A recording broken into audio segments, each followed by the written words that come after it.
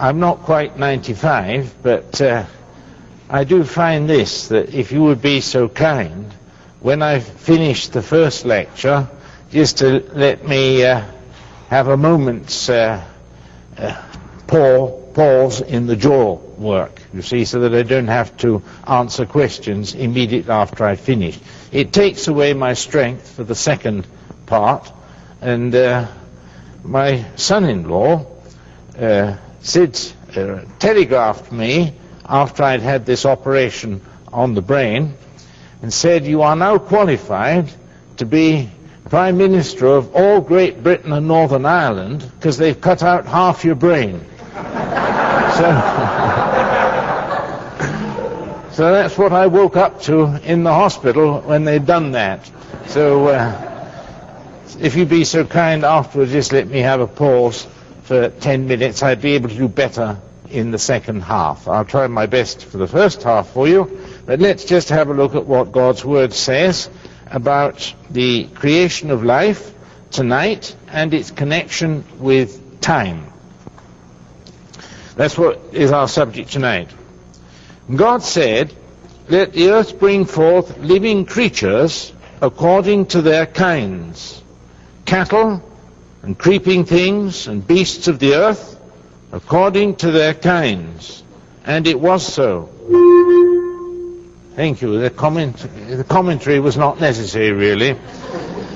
And God made the beasts of the earth according to their kinds, and the cattle according to their kinds, and everything that creeps upon the ground according to its kind. And God saw that it was good. And he said, "Let us make man in our image, after our likeness, and let them have dominion over the fish of the sea, and over the birds of the air, and over the cattle, and over all the earth, and over every creeping thing that creeps upon the earth." So God created man in his own image. In the image of God, he created him. Male and female, he created them. And there was evening, and there was morning, a sixth day. There you've got the time reference in, just to keep you straight on that point. Now, I want to talk tonight about the relationship of time to the creation of the universe. And we'll start on that with reference to the fact that one of the great divisions that has split and is splitting Christian people today is whether you can take the Word of God at what it says, to be what it says. When it says 6 days, does it mean in secret 6 ages, long eons of time, or does it mean 6 24-hour days that God made the creation? I think actually that the question is ridiculous, because you see, God has made us by conceptual thought. I mean, when you are wanting to make anything, you sit down and make a concept of it in your mind, don't you? If you're going to write a story, you have an outline of the story that's going to be. And then you put that down in an ordered form. But it's all formed in your brain, first of all. And you must remember that we're made in God's image. When we were made to think in God's image, we think in a very small way, in the same way that God does, in principle. Now, I'm not saying that our thoughts reach his thoughts, because we know that our thoughts don't reach his thoughts, and our ways are not his ways. We know that. But it's a very, very faint image, what we do in our mind, as to what God has in mind. Because God had us in mind at the start. Now, it's quite clear that the human mind is capable of thinking in time, one thought after another. We do that, don't we? But it's also capable, as I said last week, that the human mind can think without time. I mentioned that Mozart could read through a score of music, eine kleine Nachtmusik or something like that, and it would take, say, 2 or 3 hours to play it through, but he could think it through in his mind in a flash and correct it.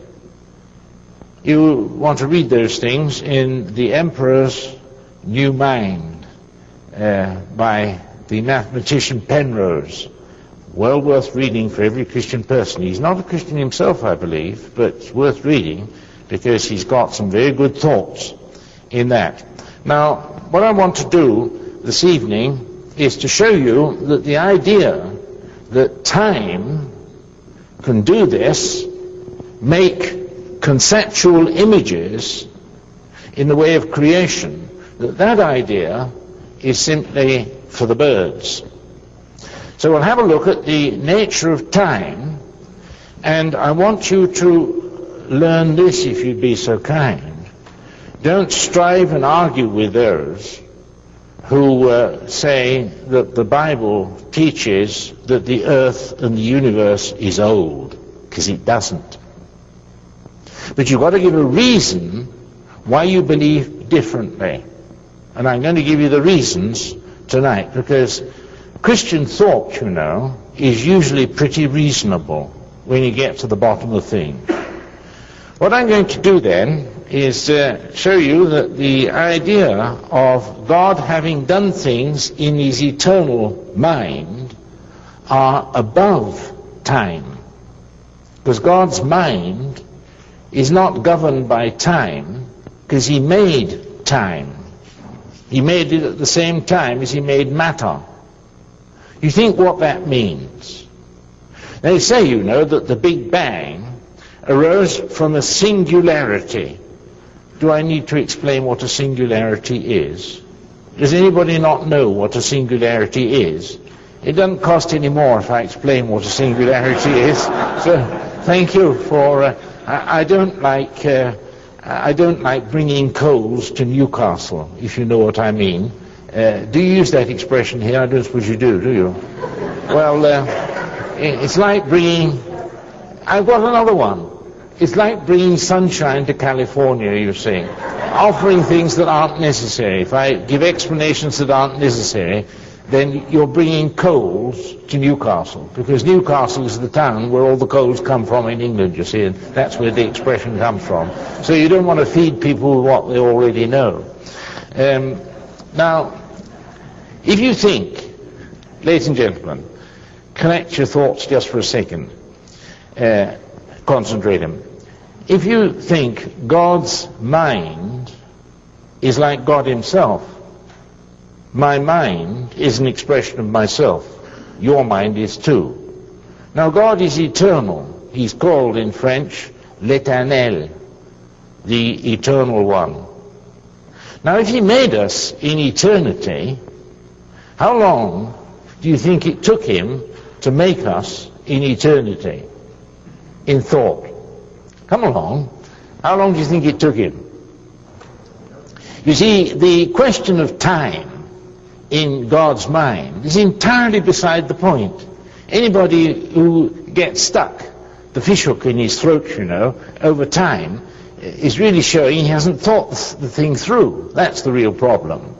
So if we were made in God's mind, I should say that it might be a very long time, it might be a very short time. It was an eternal time, if you can say that.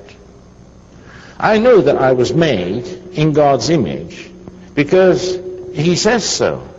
And I can't consider that eternal concepts, me, because I'm a concept, unfortunately, that took time to make, because that was made right way back in the eternity of God the Father. Okay? So when he says that the first day was here, it really means, as far as I can see, because my mind, you see, is governed by the laws of time and space, it really means that he got the whole concept out of the whole universe supra time, above time, and outside time. And then the first day, he put in the first concepts into the space and time he'd made. If you want to read anything about that, read Isaac Newton. Isaac Newton is very good on that, although on some points he was a bit beside the mark, but never mind, he was a pioneer on that subject. So think of God in his eternal wisdom, devoid of time, which hadn't yet been made, because he made time with matter. Think of him putting into time the thoughts of eternity, and he says he did it, the transfer of time into eternity, he says he did it in 24 hours.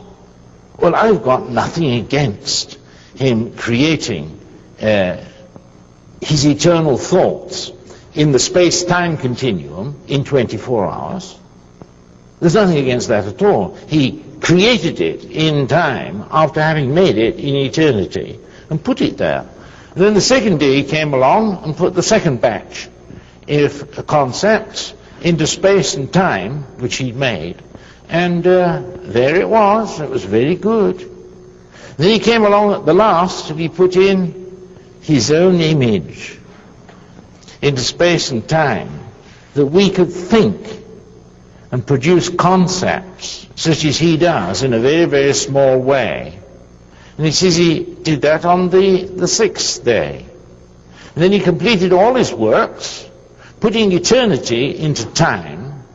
On the seventh day, he rested from all his works. Well, you know, there's nothing wrong about that, is there? And yet, you know, when you say, I believe that God made the creation on our space-time continuum in 6 days, they think that you've come from the Flat Earth Company or something like that. Because they don't really understand what the nature of the eternal God is. That's the reason. Even as you know Jesus, you won't understand that either. Now, let's have a look at the first one. Can we have the first little picture? I'm going to talk to you about some of Oppenheimer's work on the black hole to show you what this time concept means. Now, we'll have to do some theoretical work, first of all, because this is not capable of being digested in concentrated form. If you do, you'll get digestion, an acute digestion, which emerges as a headache. And I wouldn't like to give you a headache, you know, tonight for worlds, because I'd reduce your appetite for this very, very important subject. And this is an absorbing subject for which you should keep appetite right to the end of your days. I'm still learning, and as I told you, I'm getting on for the 90s, you know, and still learning. Now look, this is the theoretical basis of understanding time, which they say in billions of years made the first eobiont. E-O-B-I-O-N-T. It's a fictitious word. It merely means the dawn living being. Nobody's ever seen one. But they say the first primeval being was an eobiont. The first primitive, and then they haven't fixed themselves. They used to say it was an amoeba, you see, but that was too definite. You can get caught if you say anything definite, you see, and I don't want to get caught on these things, so I'm going to be perfectly honest with you. They say that the first eobiont, primitive being, arose by time, without defining it, working on a primeval soup, Fox and Miller. The primeval soup was made by passing an electric discharge through ammonia, methane, and water, steam. And then the amino acids, one or two of the 20 of which part of our body is made, were formed by the interaction of time on that awful primeval soup. Nobody's ever seen the primeval soup. There's no geological evidence for it whatsoever.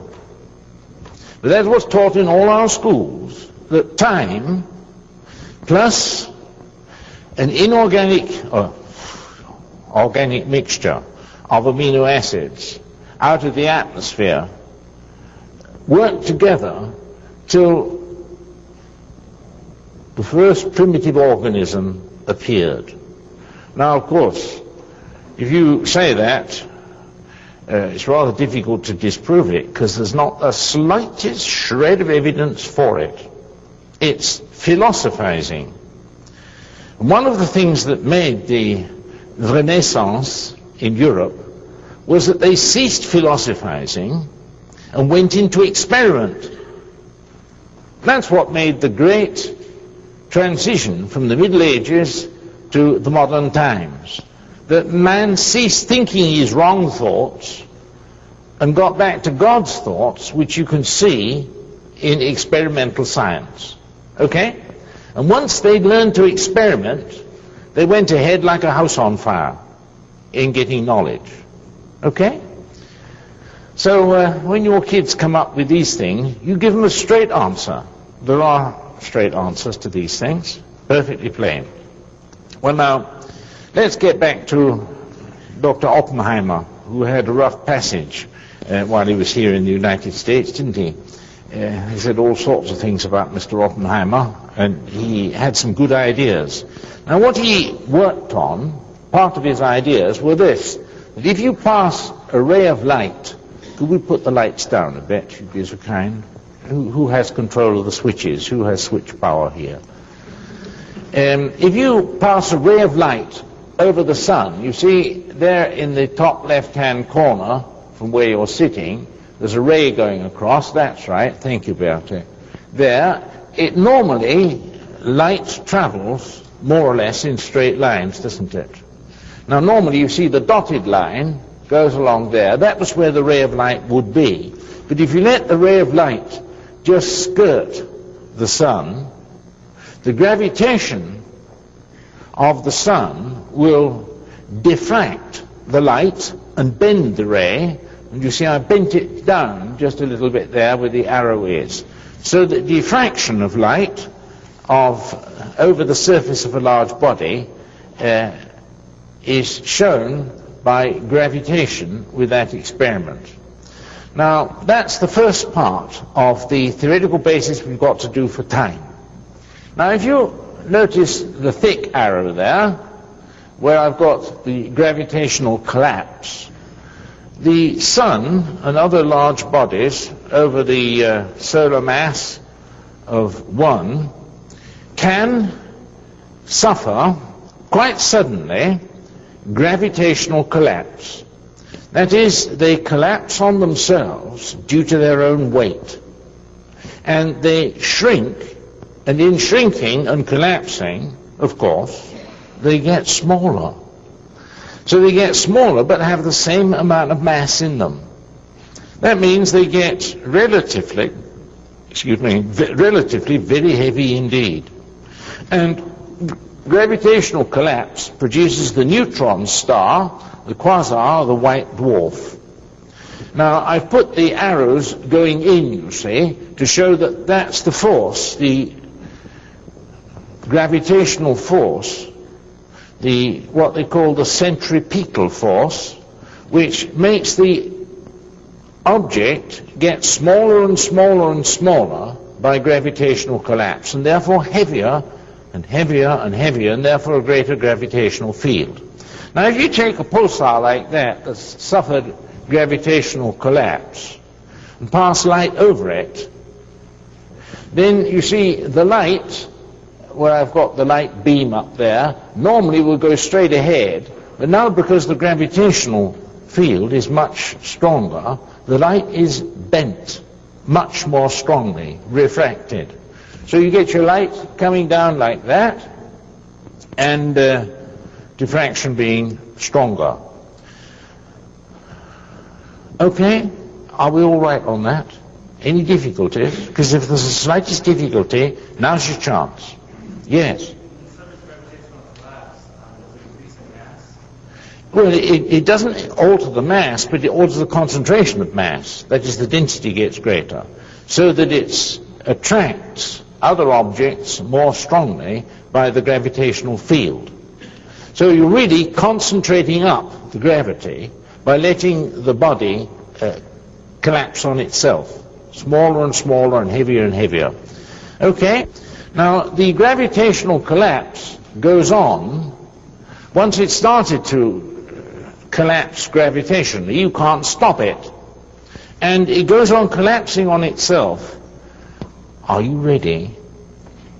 It goes on collapsing to itself till it tends towards infinite density and no dimensions.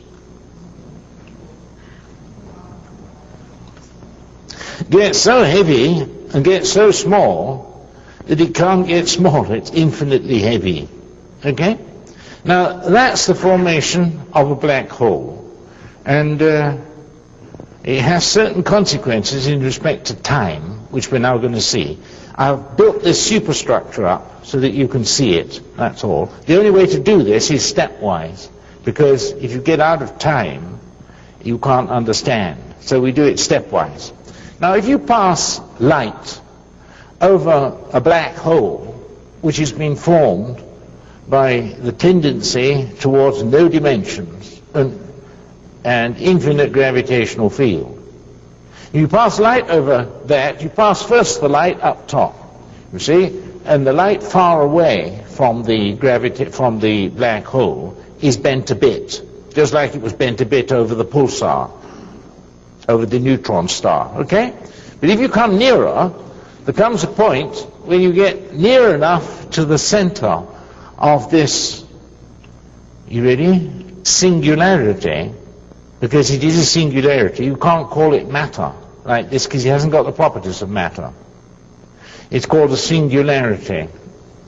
If you get it near enough to the singularity, the black hole in the middle, there comes a time when the gravitational field is so strong that the light goes into orbit.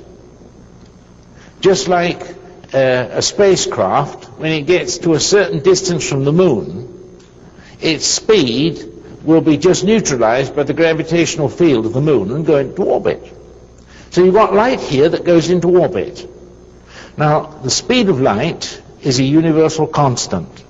And once the speed of light is neutralized by gravitational field so that light goes in orbit, there's some remarkable things happen with respect to time. Because at the place where the light goes into orbit, that's like an orange peel around the singularity in the middle. You see, it's an area, like an orange skin, around the center of an orange. Okay? At that point where the orange skin would be, at that point, light goes into orbit. But at the same time, at that point, time ceases to flow.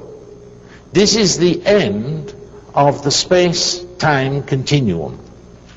Here, time has no flux. It doesn't flow anymore. You've gone out of the space-time continuum to a continuum where there's no time. And inside that event horizon, the orange peel where light goes into orbit round about it, inside that is an area where time is forever frozen. If you could get inside that, which you can't, of course, because the gravitational forces there would be immense, you'd be pulled to pieces just by the gravitational fields. If you could get inside that gravitational area where the event horizon is, if you get inside it, you could never get out, because there isn't any time to get out. Time doesn't flow anymore. No, these are facts with which you've got to reckon. I mean, these things have been done, you know, and been observed. So there's the place where you're frozen forever in time. Now, think of this. At the event horizon, no radiation, I might have to modify that in a minute, but very, very little radiation can get out, because everything that tries to get out gets sucked into orbit and goes round and round and round and never comes out again. Just like the people who were orbiting the moon, unless they'd had retro rockets, would never have got out of it. You have to have a retro rocket to reduce your speed so that you'll fall in or come out, one of the two. Now, that's the third thing that happens there. There's no information can, on principle, get out of inside that event horizon, because there's no radiation can get out to carry the wave. A carrier wave to carry information can't get out. So you, in principle, can't see anything inside that event horizon. At the event horizon, everything becomes, in principle, invisible. Okay? There is an argument, you know, that as you can't see a black hole, that you can't get any information out of it, and that argument is perfectly correct. You can't. There's no way of knowing what's going on there at all. Now, you think of modern science, which has pooh-poohed the idea of hell and heaven, because you can't get any certain information out of hell or heaven. Here we've got it mirrored in science. You can't, in principle, get any radiation carrying information out of that area. And in that area, no time flows. Now think of this. Are you ready?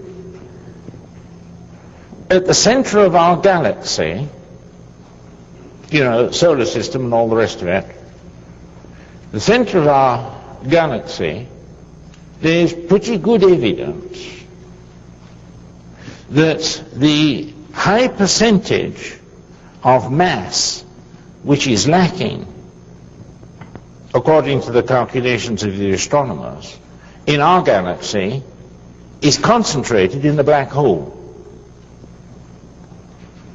Now, if the 80-90% or whatever it is, I forget the exact percentage, of mass which is lacking, according to astronomers' calculations, is at the center of the universe, our galaxy, you think there's no time there, because a black hole inside it has no time. Now you think trying to arrange, to date, I don't mean this socially, I mean to date geologically, the universe. Are you all right? I have to be careful with American slang, because you use different slang to what we do. Date would be quite a neutral expression in our country, you know, but it isn't with you. And so I've got to be careful, and I watch you very carefully to see if there's any twinkle in your eyes, to see if I've made a mistake somewhere or another. So I watch you ever so carefully, so don't think I'm being quizzy in watching you. I'm just feeling my way forward ever so carefully. Now, are we all right so far? You see, anybody who tries to date the galaxy and its age is a quack. Not much more. Because he doesn't know, he suspects that there's a black hole in the middle where there's no time. Let me put it a bit more clearly to you, because I haven't seen that answering aha reaction yet, but it'll come in just 1 minute. Now look, ladies and gentlemen, if you were to be sitting on the sun, I hope you never will be, but if you were really sitting on the surface of the sun, the gravitational field on the sun is vastly different to what it is on the earth. Therefore, time on the sun passes at a completely different flux rate to what it does on earth. Well, if that's the case, then time on the sun doesn't mean the same thing as time on the earth. What are all these fools talking about? who say that it's an old, old earth, an old, old universe.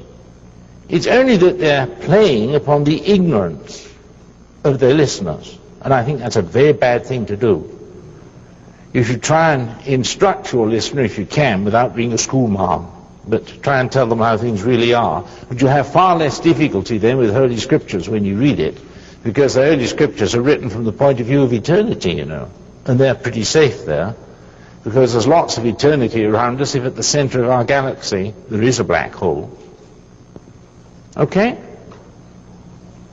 So keep that very carefully in mind when people start to argue with you about mathematical billions of years as the age of the universe. I say, what years? Do you mean black hole years? Or do you mean years on the surface of the sun? Or do you mean years on the surface of the earth? Because it's not only the gravitational field alters the flux of the flow of time, it's also relative velocity does that. So when you've got two bodies moving away from one another, summating the distance at which they're moving apart, that affects the flow of time too. Einstein and Oppenheimer worked this out very completely. And the thing is this, that scientists, if they know their science and all the subjects which are connected with science and just don't know how to say 2 + 2 = 4, sometimes they come out with the answer 2 + 2 = 5, which is rather catastrophic. But they do it, and they prove it with mathematics, which is perfectly good, but wrongly applied. You can't apply time calculations where no time is. If you do, you're a mutt. Okay, I'm sorry, you have to talk plainly like that, because they'll argue the hind leg off a donkey, you know, over these things. I've done this, and till I learnt a bit of wisdom and say, look, you go your way, and I'll go my way, and we'll love one another and do good works for one another, but we won't say that the machinery up there works the same way if it doesn't work the same way. Okay, well, that's the business about the black holes and the flux of time and the eternal mind of God, which I wanted to talk to you a little about tonight. Now, let's just have a look at that a little bit further. The fact is that it's recently been calculated, and I think the calculation is viable and good, that if you could get into a black hole, there you would find out, if you want to read this in a way that your children understand, read C.S. Lewis's The Magician's Nephew. He's done this absolutely perfectly, where he found in an intermediate state certain holes into thousands of other realities which he'd never suspected. It's okay for children. Our children were brought up on this sort of stuff. From the inside of a black hole, it's well known now that there are infinite routes. I'm sorry, you call them routes, don't you? Infinite routes to an infinite number of other realities and dimensions from that place where there's no time. Infinite number of routes to other realities from inside a black hole. The scientists used to believe, you know, that we were mutts, or nuts, whichever you like to call it, for believing in heaven and hell. Because you see, you couldn't prove them. And they say because you can't prove a thing, it doesn't exist. But there are other ways of doing it. The Holy Scripture speaks a lot about heaven and paradise and hell, and takes these realities as being things to be seriously reckoned with. He says, you know, of Jesus, he said, the Son of Man which is in heaven. That is, Jesus as a man, in his heart, was at the right hand of the Father. I and the Father are one, and he was one with Jesus. So our inward life is capable of being one with these realities which we scientifically can't prove. But we do experience it, don't we, in our minds. If we get forgiveness of the enmity against God through the shed blood of the Lord Jesus Christ, he says our fellowship with him is such that we are one. And that is fellowship with these things which are timeless. And a person who experiences that life, that new form of life, is entirely different from the person who only knows the rate of the flow of time on the surface of the earth. Okay? That's how things work out. And the black hole is an excellent way of showing that to be true.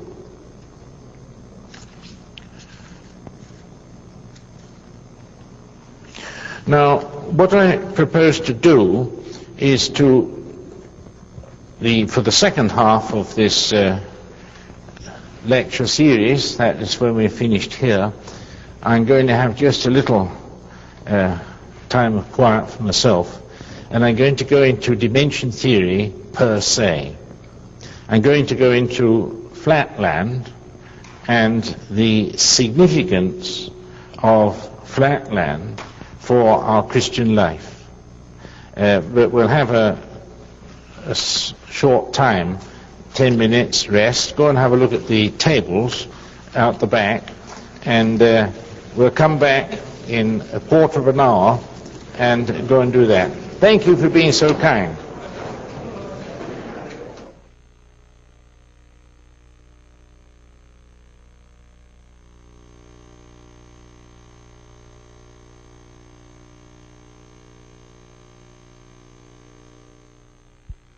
So the Lord God caused a deep sleep to fall upon man, and while he slept, he took out one of his ribs and closed up its place with flesh. Now, you know, the biologists used to go hopping mad over that, because it did sound a bit risky, didn't it? But you see, if the Creator wrote it, he knew what he'd done.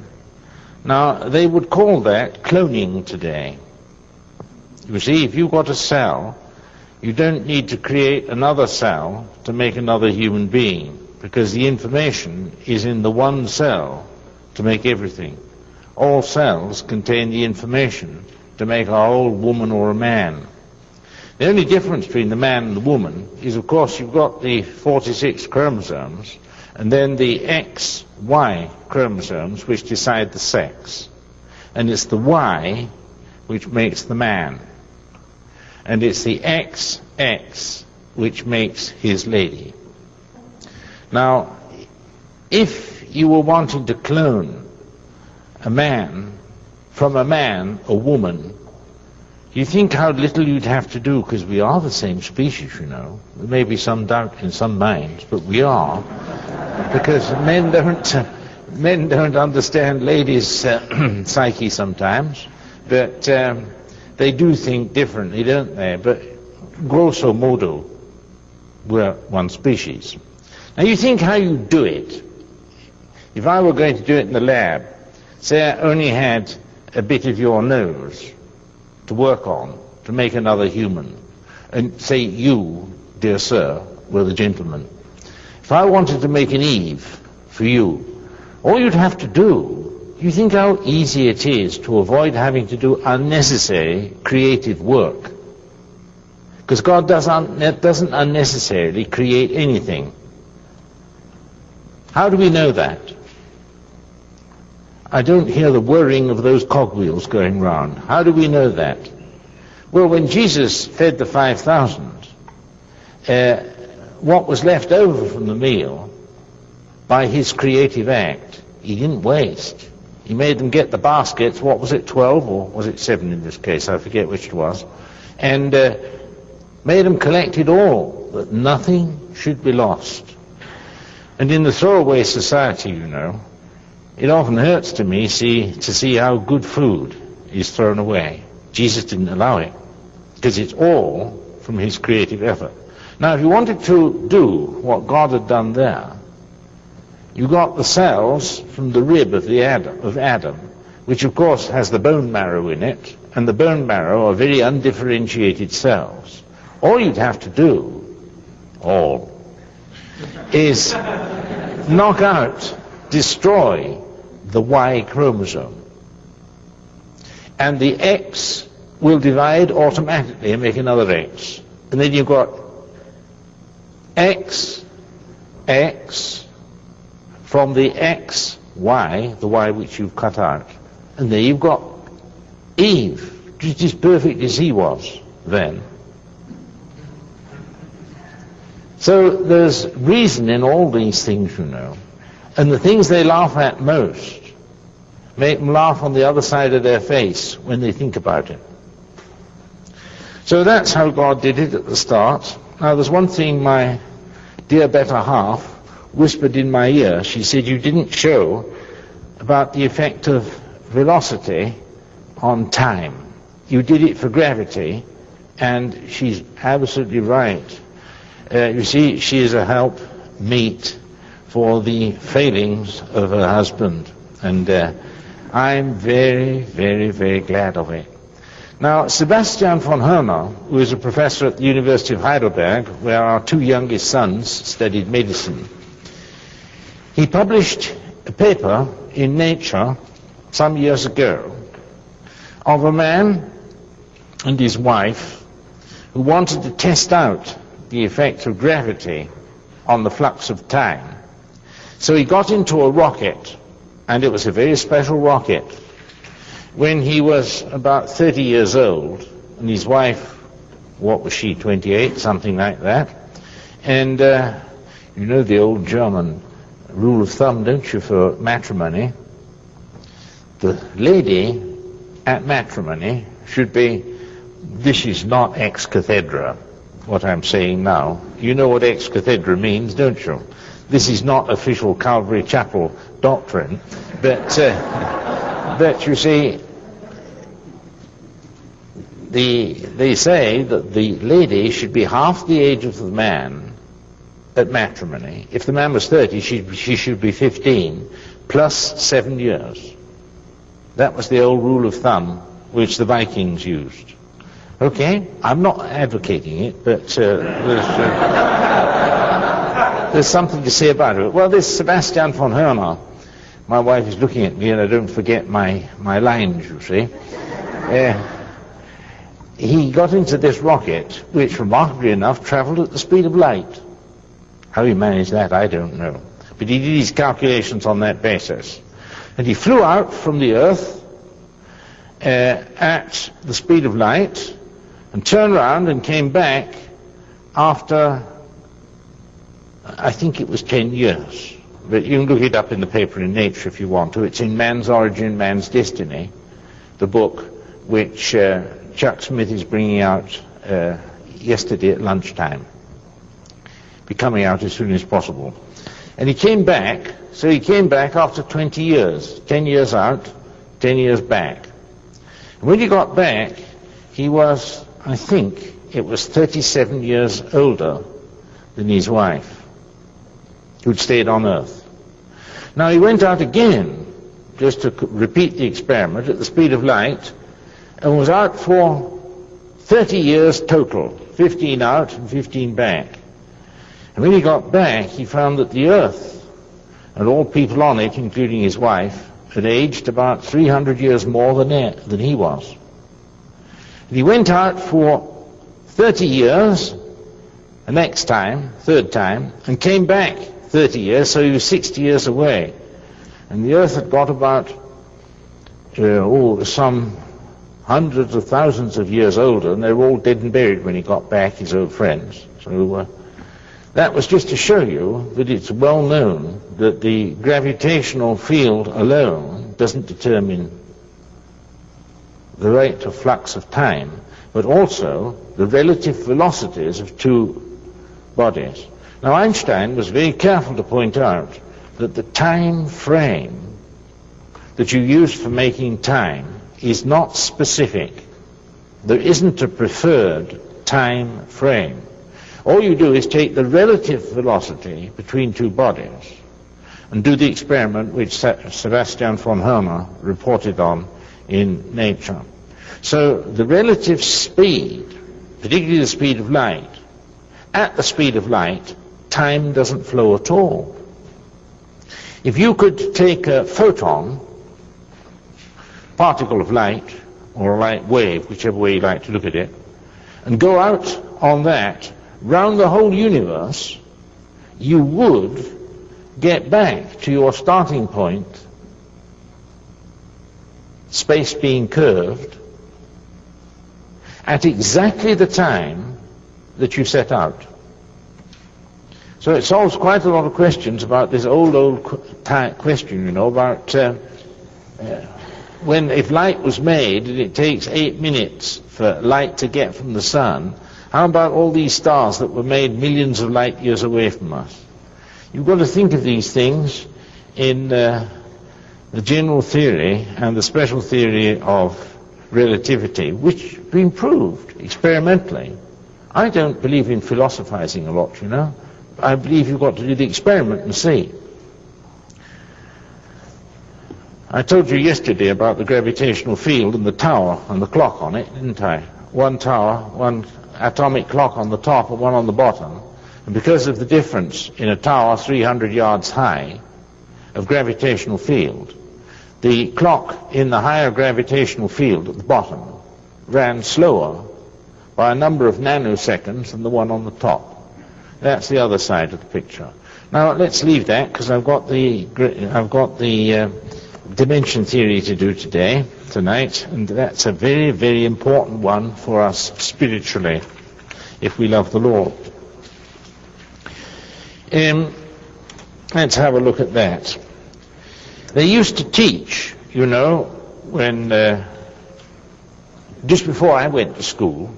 I won't say when I went to school, because you'll do some calculations and that'll disturb you if you get your calculating machines out when I talk to you. They used to have lots of books out. In my days, one of the professors who wrote these books was a man called Everett, and on dimension theory. Now, I want to talk just a little bit about dimension theory, because it's just as important as the question of time that we've been talking about in the first hour tonight. Dimension theory. Scientists used to say, they do today, those that don't do their reading, that there's only one dimension. This is what the communists have stumbled on. Why they've gone, partly. They used to say that there was only one dimension, and that's the here and now. And many people live in that dimension, don't they? The here and now, and nothing else. I'm going to get what I can for now, and leave it at that. Now, scientists don't do that today. You take Paul Davies. Paul Davies, for example, who's professor of physics, theoretical physics at the University of Newcastle. He's written a book which is called God and the New Physics. Now, there are lots of things in that book which you can't swallow, but there are some useful hints there. He goes very specially into the subject of the number of dimensions that there are. And he reckons there are 11 separate dimensions, all separated by event horizons. Now, you've learned from this morning, if you didn't sleep through it all, that the first lecture, not this morning, the first lecture, what an event horizon is that which separates the line of demarcation, separating a continuum of reality. And our reality in which we live is space and time, in 3 dimensions: depth, length, and breadth. That's our dimension in which we live. Now, Davis points out there are many other dimensions with realities with multi-dimensions, much above that, which pervade our dimension, and I'm going to talk about that tonight, so watch out.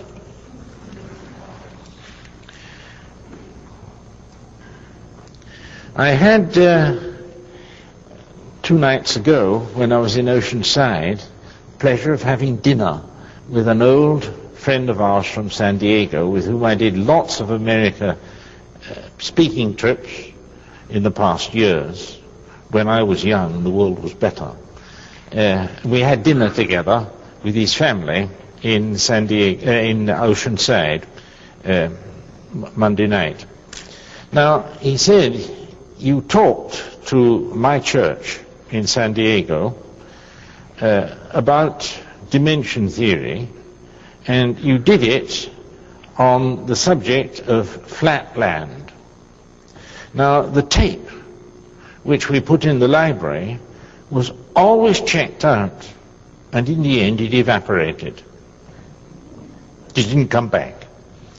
Would you please be good enough to do that tape again, or speak on that subject again, so that we can replace it in our library? So I said, I'll take my very first opportunity and do it again. And that's what I'm doing just now. Here's how we're going to do it. It's in the form of a fairy tale. You don't mind fairy tales, do you? They're good for adults, you know. You feel young again when you hear a fairy tale or two. Now, there was a time in the Far East when a country existed which was called Flatland. And Flatland consisted of just 2 dimensions, length and breadth. Like up the top there, A, B, C, D. It didn't have any depth or height, just simply a flat surface, you see. Okay? Flatland. Now, Flatland contained ever so lot of intelligent people, and the people of Flatland were also 2-dimensional. That is, they consisted of length and breadth.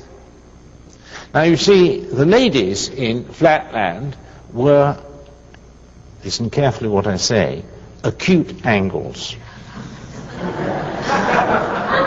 If you listen to it very carefully, don't anybody say that I was casting aspersions around. I'm not. And the men were obtuse angles. They always are, you know. I'm one myself. So they lived happily there, and they were all scientists. And they spent their days in the lab working out problems on quantum theory and causality. And that was their bread and butter. Okay? Now, they were sitting in committee one day at the foremost university of Flatland and deciding what research projects they should fund. Now, this in university is one of the very, very main subjects which have to be weighed in the balances very carefully, because the life of a university is dependent upon it. You see, the university gets a 40% cut on all research grants given. So if you earn $1,000 or $50,000 grant, the university gets 40% of it to pay on costs. That's called an on-cost contribution. And they were sitting in committee working on these grants, and they were sitting out like at the Scripps Oceanographic Museum, you know, right on the sea coast. Beautiful setting. Cost lots of money, but never mind. Really just a place to have ideas in. And they were sitting in committee, all these Flatlanders. Only the obtuse were there, only the men. The ladies were cut out of financial arrangements, you see, as they sometimes are. And They're looking through the plate glass window in their committee room, and the beach, scientists have to have a beach, you know, otherwise the science doesn't run properly. So they were watching this beach while they were working on their committee, and they suddenly all froze, terrified, looking out of the plate glass window onto the flat sand. They saw footsteps being formed without any body on them, no legs to make them, and no man or woman to make them. Perfect 5 toes and an instep, and these footsteps were coming straight towards the plate glass window. That is, here was a classic case, are you listening, of acausality.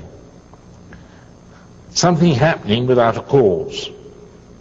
Now that's against all science, you see, and scientists didn't like this.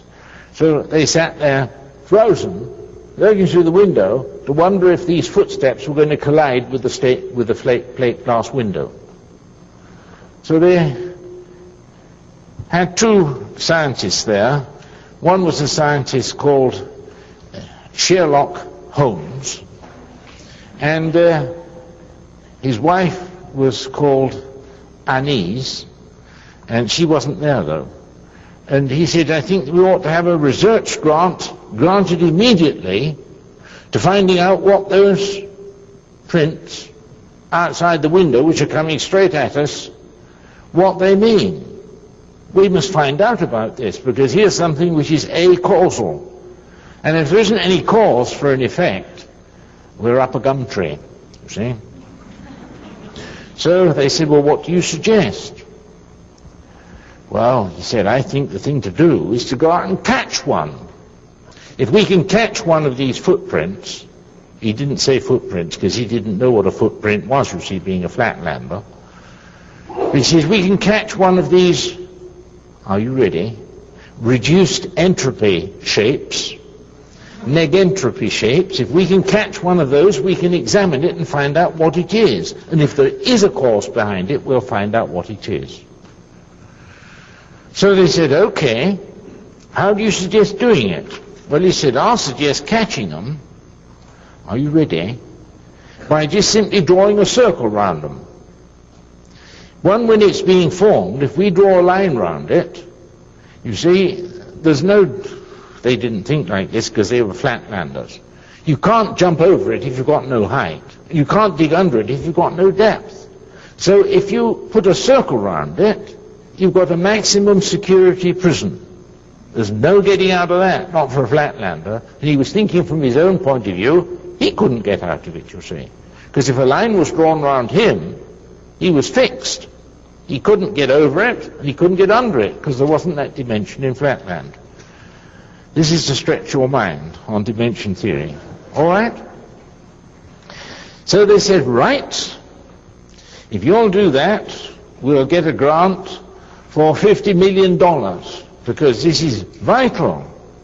Causality in quantum theory is tied up in this. So they said, make your suggestions, we'll give you the check now. So they gave him a check. He said, well, you put in with me, I'll be shut in with my wife when this circle is drawn round us. I'll be shut in with her if you'll promise, on your honor, to let me out after 1 week. But I'll take in microscopes and chemical kit so that we can catch one of these reduced entropy shapes, and when we've got it in our hands, we'll soon find out what it is, and we'll know whether it's acausal or not. Because acausality in science, you know, is a very grave matter. So they said, right, and all bundled out through the little door in the plate glass window, and ordered the truck round to bring the best wines, and the best chips, and the best peanut butter, and all the things that the best people have in flatland, to be put in when he was shut in with this forming reduced entropy shape. So they put in everything with him, and then they just drew the line round him, and he was in the maximum security prison. But he said, as they drew the line and closed the prison on him, 1 week maximum. No longer. I'll find out everything in 1 week. So they promised faithfully on their honor they would be there with a special tool to open maximum security prisons. So they shut him in, and after 1 week they told the press they were going to solve one of the great problems of science, acausality. So the press was there after 1 week with all the cameras. They got Tim Hathaway there and all the other people, you see, and to film them as they came out. So with this special tool, this is a sensitive subject. I mustn't talk to you about this tool because it might get into hands that, it shouldn't get into. So they opened up the maximum security prison, broke the line that was round him and fixed him in the prison. And what did they see? They saw a heart-rending scene.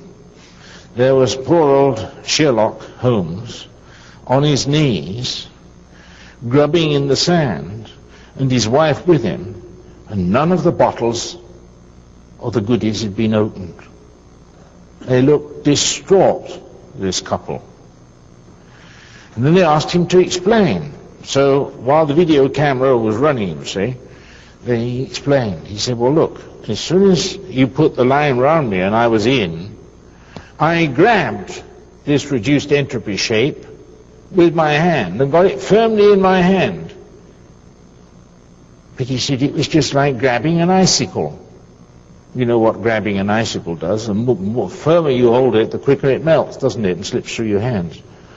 My experience with fishing for eels in the Thames in Berkshire at home in England is, if you catch an eel, don't grip it with your hand, because it will slip through your hands just like an icicle does and leaves a skin on your hands which you can't get off again. So you can't hold them. That's why it means it's slippery as an eel, you see. You can't hold them. And he said it was just like that. Trying to hold this reduced entropy footprint was like that.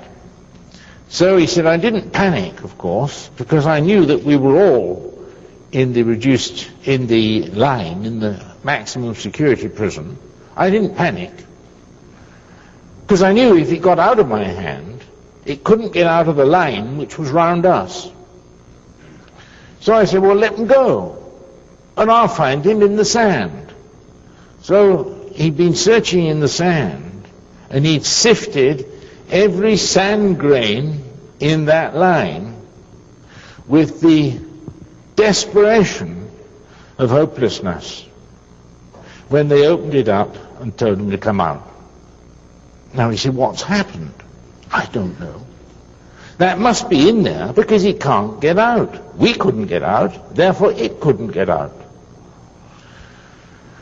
So they had a great conference over this and asked what the explanation of this was, because this was a separate mystery concerned with the mysteries that had happened until now. So they had in Flatland a dean of all scientists, and his name was Beinstein. And he couldn't speak English properly. He spoke with a heavy, heavy German accent. And they got Beinstein along and asked him what it was. And Beinstein was a wizened old man with baggy trousers, and he listened to all the evidence, but he said, I daren't tell you people what really is the answer to all this, because if you do, if I tell you, you'll lynch me. I know you people do well. You'll lynch me, and it cost me my life.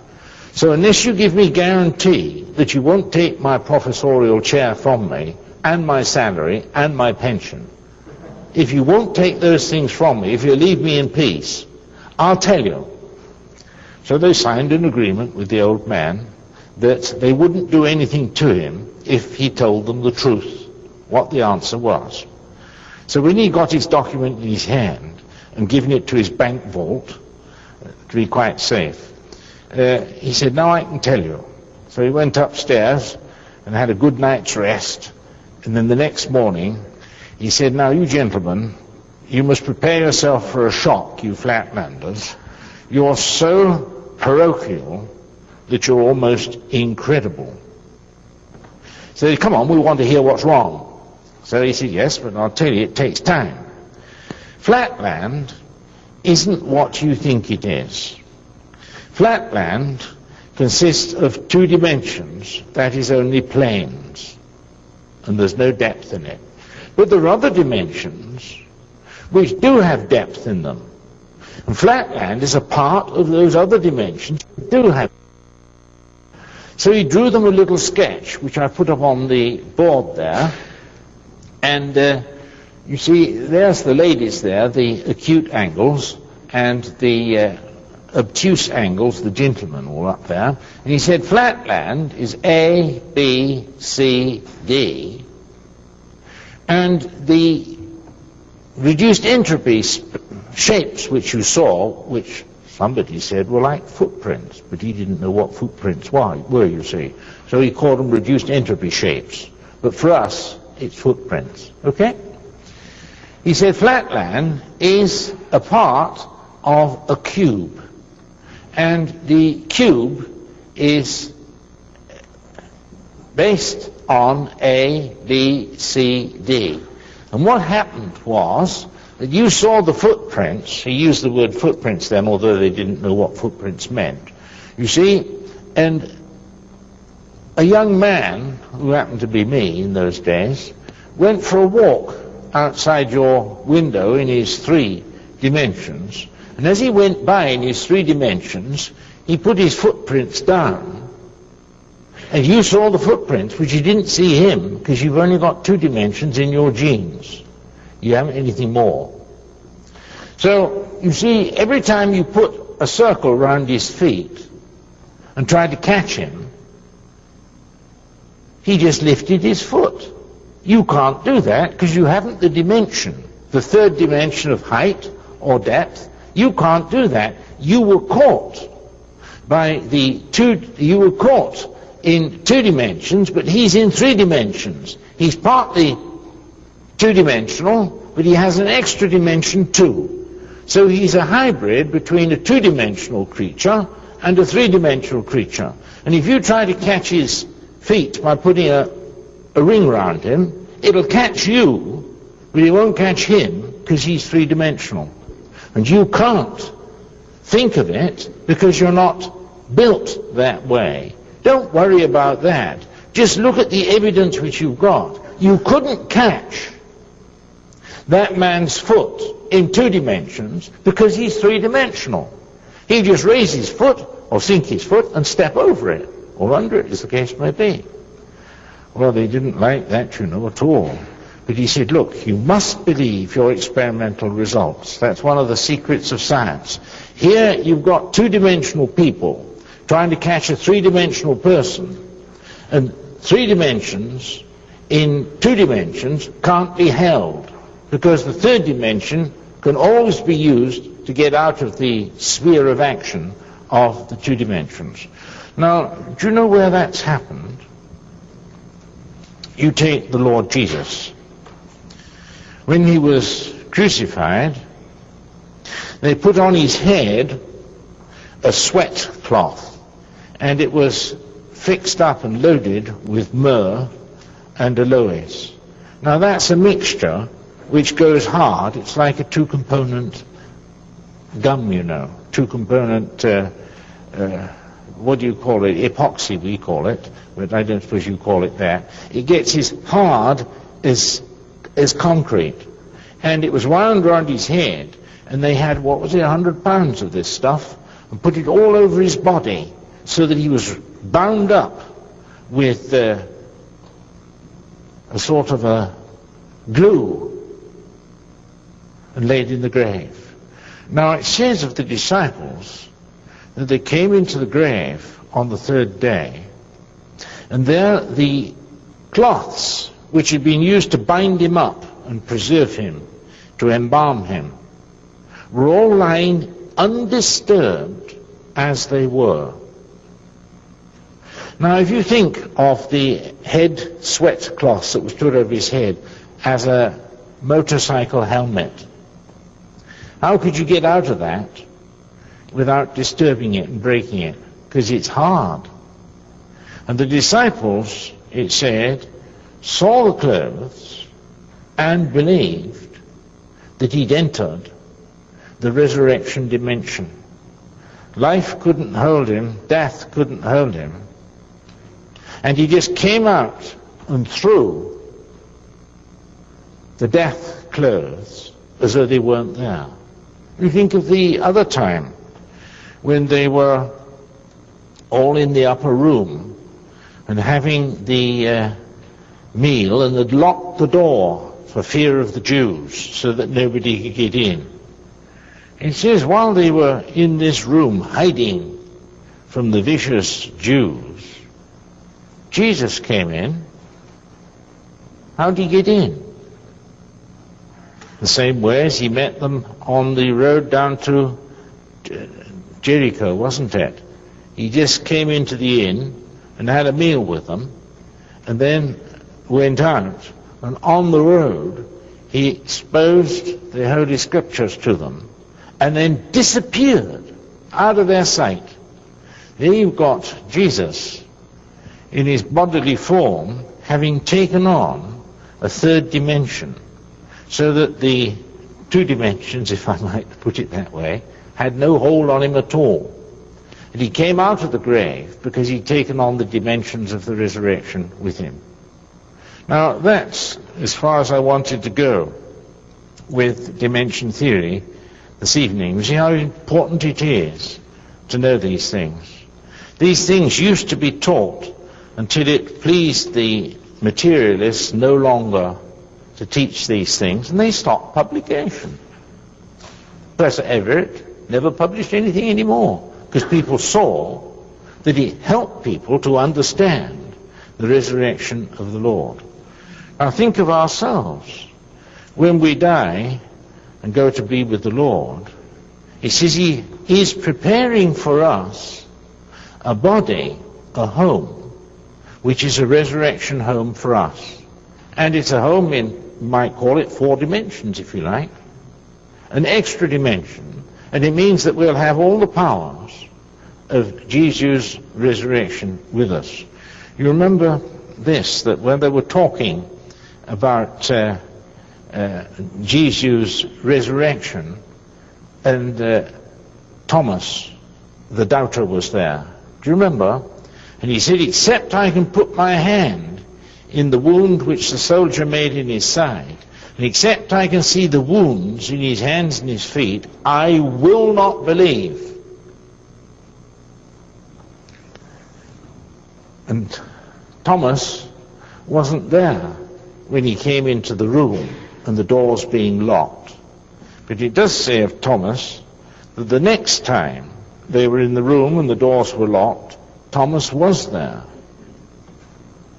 And Jesus came in the door, came in the same way as he'd come in before. How, I don't know. But the dimensions of a room didn't hinder him because he had the resurrection body.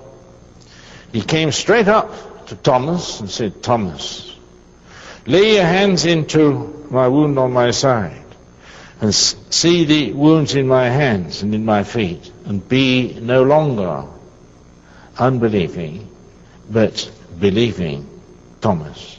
Now what did Thomas do? The only thing you could do. He said, my Lord and my God. He knew that Jesus, although he wasn't there at the time he said that, Jesus had heard it, and it came out yet now when he noted that Jesus was there and knew all about it. Now you think what that would be if Christian people were so conscious of dimension theory that they knew that where 2 or 3 are gathered together in his name, there am I in the midst of them. Because he was with the case of Thomas, and Thomas didn't know he was there, but he knew that Jesus knew when Jesus asked that question, don't be unbelieving anymore, put your hand in my wounds, put your hands, have a look at my hands and my feet. He knew then.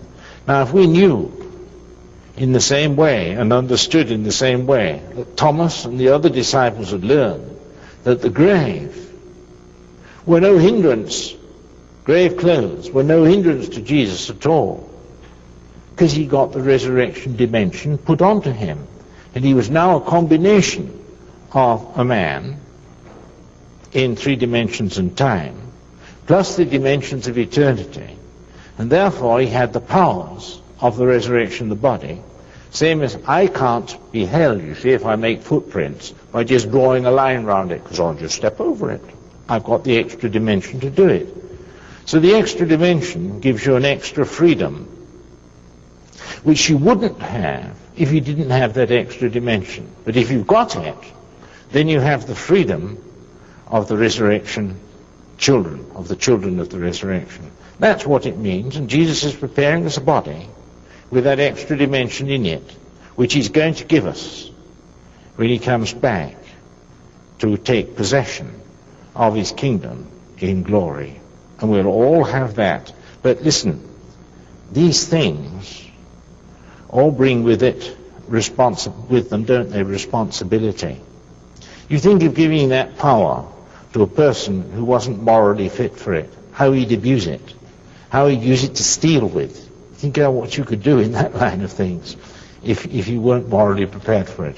And that's why Jesus prepares all of us with the trials of this life, that we might be fit to take on power. Now, I'm not fit to take on the power of, say, as my son-in-law thought, to be Prime Minister of England. I'm not trained for it, you know. And Jesus is trying in the 70 years we have to fit us to sit at the right hand of God and have all these mighty things which we then can do for him if we're prepared for it. That's why it says if we suffer with him, we shall also reign with him. Now it takes a certain amount of suffering, doesn't it, Dr. Eastman? It takes a certain amount of trial and overcoming to get educated. It sure does. And we need to be educated for the kingdom of God, which is coming, fast coming.